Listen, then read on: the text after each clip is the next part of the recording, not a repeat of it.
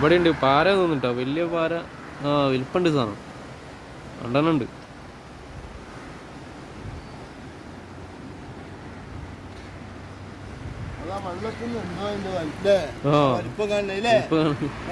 ഇവിടെ ഒന്നുണ്ട് അടിയിലടി.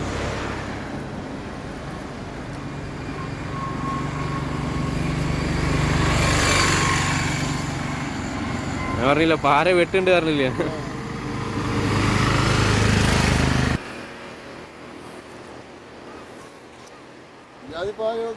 കിട്ടിയാ മതി അല്ലേ?